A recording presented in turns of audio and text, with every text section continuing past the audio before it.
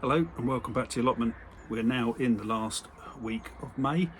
I thought I was a bit past it for actually sowing any seeds and that I'd have to get plant plugs, but doing a bit of research, you can actually sow vegetables in May. So I thought, well, what's the worst that can happen?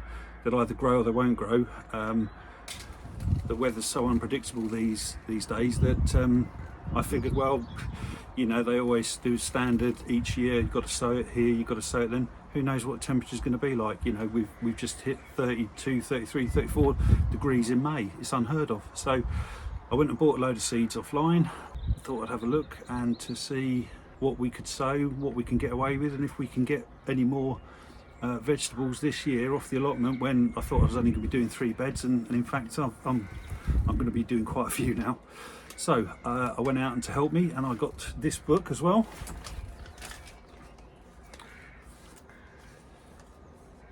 If you can see that all right.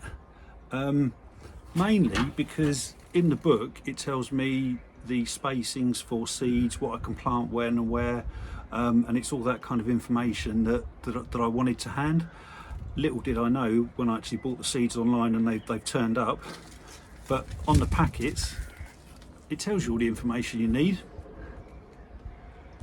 Yeah, when to sow it, when not to, spacings and all that kind of stuff. So yeah, I've kind of made a bit of a faux pas on that one, but we live and learn. So hopefully you don't spend money on stuff you don't need by learning from me being a newbie at this. To plant up, normally you can obviously use a trowel, or a lot of people use a dibber. I don't actually have a dibber. I've got a large dibber for my leeks. Sorry, that didn't come out too well. I'm just going to use my finger, push it in the ground, make a hole and drop a seed in it. I don't think it needs to get any more technical than that. So that's what we're going to do. A little bit concerned about the soil I've got because it's very loose and very fine. I'll show you what I mean in a minute. I think it's actually lacking a lot of organic material in there from the compost, but we'll obviously rectify that as we go along and as we start adding organic material to the beds. I did also look up whether I should be using the fertiliser in the water in the beds when I'm sowing. It says not to, but when the plants are young you can actually use the nettle fertiliser, but you want to do it 1 part fertiliser to 20 parts water, so you're literally watering it down.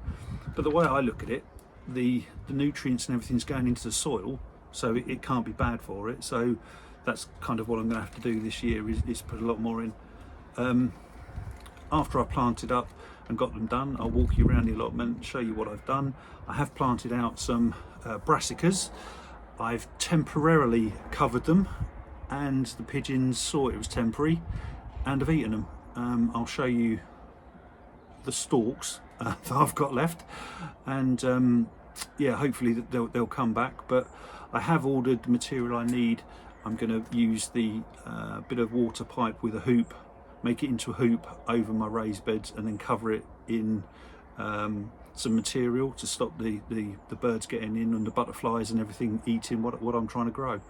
Although I shouldn't really complain, I suppose. You know, at the end of the day, if the birds and wildlife's getting something out of the allotment, then so am I, so happy days. But I'd rather eat it myself, to be honest with you. So next video I do next time will be me actually showing you how I'm making the covers up for what I'm going to use.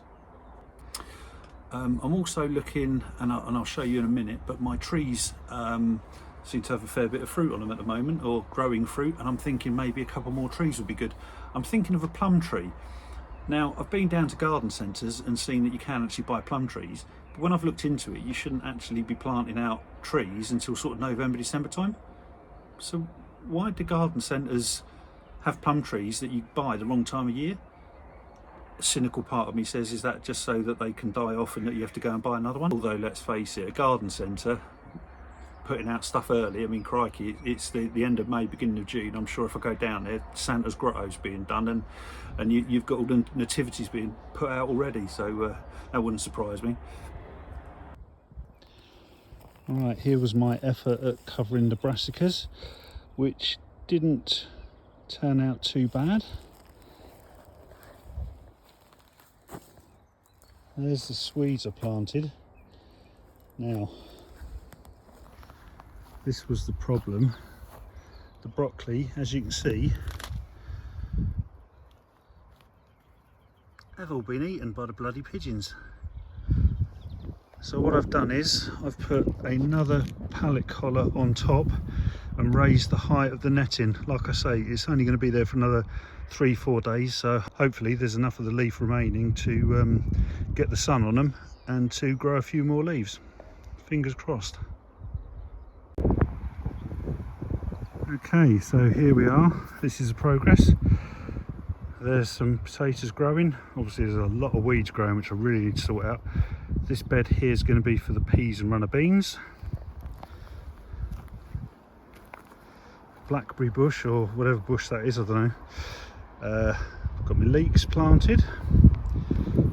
There's a lot of self-set raspberries. Now I was going to pull them out and weed them all, but I thought, well, why not let them grow up, give you some plants and fruit, and then chop them all back and make it tidy, which is what I think I'm going to do. Courgettes, more potatoes. This is the raspberries that obviously are going to be in rows, and I've got to get the supports up for them and get rid of all the other ones. Lettuce, I started off with a few lettuce and planted more behind. We have beetroots planted in there, cabbage and kale. Here's the apple trees. They're looking a bit thirsty, so hopefully we'll get some rain soon. But have a look at the amount of apples on that. There's some apples there. Broccoli. That's what broccoli looks like without any leaves on it. Just a purple stem thing, really. Not very impressive. That's the Swedes. And there, obviously, the other beds. Underneath that bed there, we've got some more planting. We'll go and have a look at that.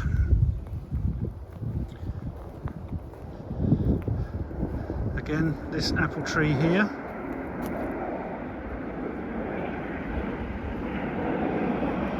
This one doesn't seem to have any fruit on it at the moment. Oh no, I'm lying, I've seen a couple. Wind's picking up a bit, do apologise.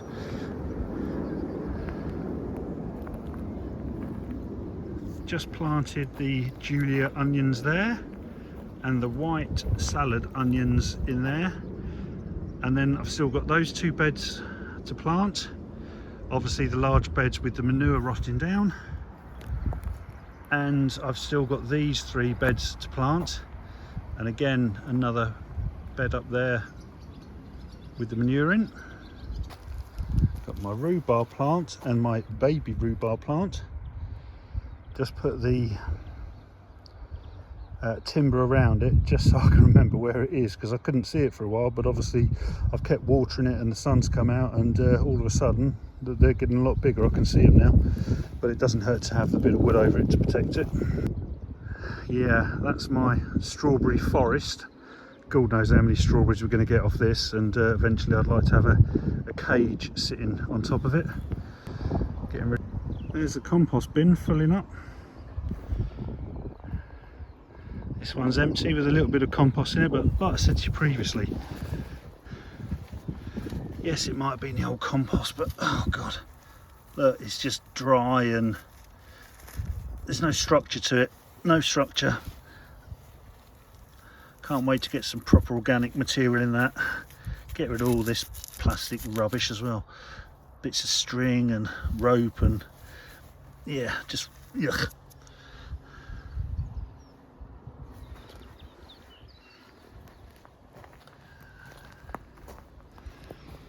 That's the bed that I've planted up for sunflowers. So I've got sunflowers in there. I've just watered that, and some more plants that are encouraging the bees and butterflies onto the allotment. So hopefully they'll start coming through in the next couple of weeks as well. What do we do? Thank you for watching, everybody, and hopefully I'll see you next time, where we'll be making the protective covers that are going to go over the brassicas, so that my friends, the pigeons, who love me to death, don't get in and eat even more of the produce that I'm growing. See you next time.